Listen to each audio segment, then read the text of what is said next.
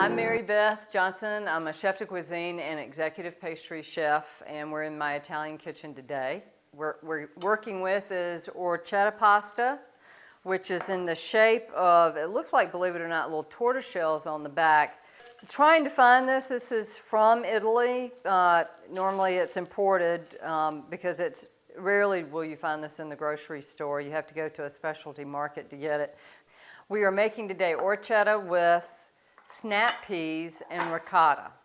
And we're going to mix all this up. This is a really light, refreshing first course or lunch. So we've boiled our orchetta pasta, and we've got some crumbled ricotta salata. You can use ricotta cheese if you want, but I prefer this because it has really nice melting capacity. And what we're going to do is we're just going to add it all together with some herbs, olive oil, and there's your lunch. So we're going to add the snap peas to the pasta. Wow, does that look fresh and healthy or what? And then we're going to add the crumbled ricotta salata to it. And then we're going to add some fresh herbs. We've got Italian seasoning. You can add fresh basil, parsley. And then we've got some fresh thyme that we're adding in, salt and pepper. And we're just going to mix this up.